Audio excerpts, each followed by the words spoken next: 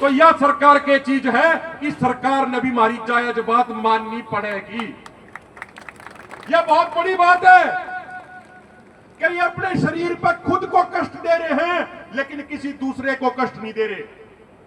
वे भी तरीके होते हैं कि वो और लोगों को कष्ट दे दें, लेकिन किसान और मजदूर समाज की यह पहचान रही है कि वो अपने शरीर के ऊपर तो कष्ट झेल लेता है लेकिन अपनी वजह से, अपने मांगों की वजह से, अपने आंदोलन की वजह से कभी किसी दूसरे के ऊपर कष्ट नहीं आने देता। आपने 2020-21 का आंदोलन देखा होगा, किसान भाइयों ने वह लंगर शुरू करे और 36 बिरादरी के लोग, आसपास के मजदूर भाई, सारे किसान भाई इकट्ठे होकर उन्हें लंगर ग्रहण कराया करते। तो चाहे पक्षी हो, पशु हो, इंसानियत हो, यो किसान और मजदूर समाज तो 36 बिरादरी का, हर धर्म का, हर जाति का, इंसान का, पशुओं का, पक्षियों का हमेशा ध्यान रखता आया है, सबकी सेवा करता आया है। तो मैं कल देख रहा था, शायद कमेटी ने बड़ा फैसला लिया है कि आने वाली 17 तारीख को, 18 तारीख को, आने वाली 18 तारीख को हजारों की संख्या में पूरे प्रदेश भर के किसान इकट्ठे होकर आंसी जिला मुख्यालय का घेराव करेंगे। प्रधान जी, ये कार्यक्रम है ना भाई, हम आपको ये विश्वास दिलाते हैं, हमारे पदाधिकारी, चाहे उसमें दशरथ मलिक जी हो, अर्शदीप गिल जी हो, भाई जगबीर जी हो, जगबीर मलिक जी हो, सिल्लू जी हो, भाई रोहतास जी हो, और भी हमारे साथी हैं, भाई राजू खरड़ जी हो, जयपाल सिंधु जी हो, मांगेराम जी हो, बिंदर खोखा जी हो, इनमें तो ज्यादातर उस मुकदमे में आपकी गेलें हैं। तो ये तो शुरू वाले दिन से लेकर आखिर तक आपकी गेलें रहेंगे, जब तक आपकी जीत नहीं होलेगी, जब तक जन्नत गांव नहीं निकलेगा ना, हाँ भाई हमारी मांग पूरी होगी और हम संतुष्ट होंगे, जब तक आपका साथ छोड़े नहीं और उसका आगे भी कोई लड़ाई होगी, आगे भी कोई आंदोलन होगा, तो उसमें भी आपका कंधे से कंधा मिलाकर साथ देंगे। और भाई जो आपका 18 तारीख का कार्यक्रम है, हमारे प्रदेश संयोजक भाई होशियार गिल जी भी आ रखे हैं, हमारे जींद के साथी भी जिला प्रधान आ रखे हैं, और भी जिलों के हमारे पदाधिकारी आ रखे हैं। मैं सारे साथियों से प्रार्थना करना चाहता हूं कि अभी 3 दिन का समय है, 15, 16 और 17 तारीख हमारे पास है तैयारी करने की। तो भाई अगर आप कहते हो तो मैं गांव वाला ने यो वादा कर दूं, गांव वालों को आश्वासन दिवा दूं कि भारतीय किसान यूनियन सिद्धूपुर का एक एक कार्यकर्ता, एक एक पदाधिकारी अपने साथ बड़ी संख्या में किसानों को लेकर पहुंचेगा। आप कहते हो दिलवा दें आश्वासन? ठीक है जी। और भाई एक जो भाई हमारा साथ जिला है, सबसे ज्यादा क्रांतिकारी जन्नत गांव का है, लेकिन यूनियन का भी कोई प्रोग्राम हो जा, कोई प्रोग्राम नहीं छोड़ा करता। जब सरदार जगजीत सिंह डल्लेवाल जी अनशन पर बैठे थे, जब भी दाता सिंह वाला खनौरी बॉर्डर पर हमारे साथ रहा था भाई संदीप चानत, इसका भी हम बहुत बहुत धन्यवाद कर रहे हैं। और आखिर में एक बात कह के अपनी बात में खत्म कर दूंगा। देखो, ये राजनीतिक व्यक्ति समय समय पर कहते हैं अग भाई ये लोग तो धरने वाले तो राजनीति कर रहे हैं। मैं उन्हें एक का बात कहना चाहूं भाई, आज से 10-11 साल तो हमने हो गए सरदार जगजीत सिंह डल्लेवाल जी के साथ काम करते हुए, 70 साल उनकी उम्र होगी।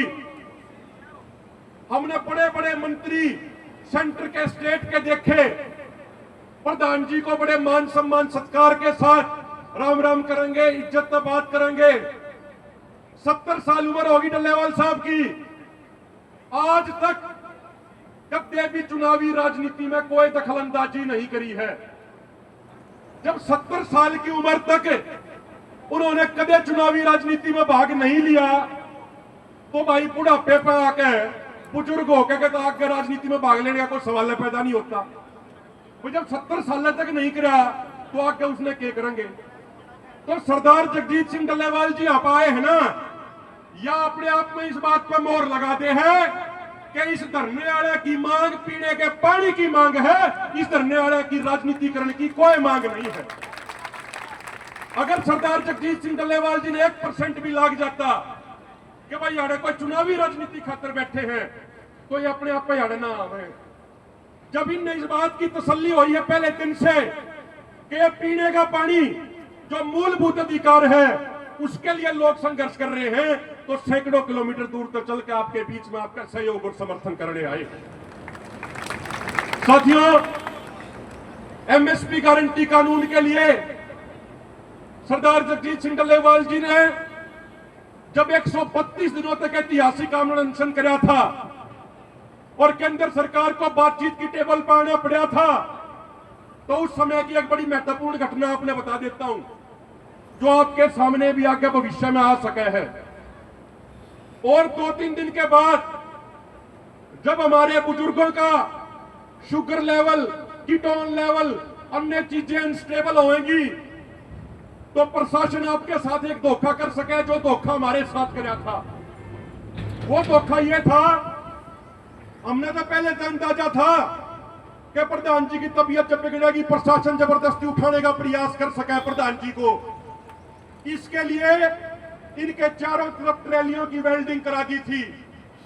रोजाना रात को 8 से 10 हजार नौजवान बुजुर्ग डंडा और झंडा लेकर पहरा दिया करते। केंद्र और राज्य सरकारों ने बहुत बार प्रयास किया इनको उठाने का, जबरदस्ती उठाकर हॉस्पिटल में एडमिट कराने का, लेकिन हर बार सीआईडी की रिपोर्ट ये जाती थी कि वहां पे हजारों किसान रात को मौजूद रहते हैं, हजारों किसान रात को सोते नहीं हैं। अगर प्रशासन ने जोर जबरदस्ती करने का प्रयास किया तो बहुत बड़ा नुकसान हो सका है। उसकी वजह से प्रशासन ने इनकी तरफ लखाने की हिम्मत नहीं करी।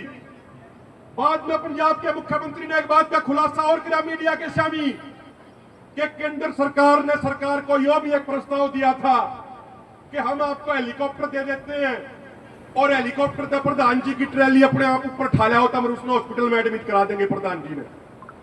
लेकिन लोगों की जागरूकता, लोगों की सतर्कता इतनी थी कि प्रशासन की, सरकारों की कोई चाल काम नहीं आई।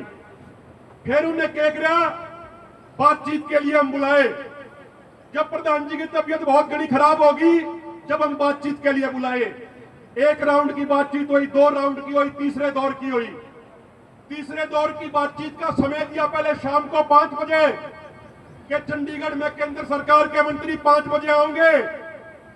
एक दिन पहले अचानक से नई चिट्ठी दे दी कि मीटिंग 11 बजे होगी। हमने अधिकारियों से पूछा भाई टाइम क्यों बदल दिया, तो उन्होंने कहा कि भाई लंबी चर्चा करने की जरूरत है, समय ज्यादा लग जाएगा इसलिए टाइम बदल दिया। और जब हम बातचीत करने के लिए उन्हें गए हुए थे तो हजारों की संख्या में पुलिस फोर्स लगा के हमें गिरफ्तार करके जेलों में भेज दिया। और जब 2,500 से 3,000 यूनियनों के मेन पदाधिकारी जेल में भेज दिए, पीछे से कोई नेतृत्व करने वाला किसान नेता नहीं बचा। उसके बाद बुलडोजर लगा के मोर्चों को कुचलने का काम किया था। तो मैं गांव की कमेटी से, सरपंच साहब से निवेदन करता हूं, पूरे हरियाणा की, पूरे देश की नजर आपके इस धरने पे है, तो आप रोटेशन वाइज रात को भी नौजवानों की ड्यूटी लगाइए।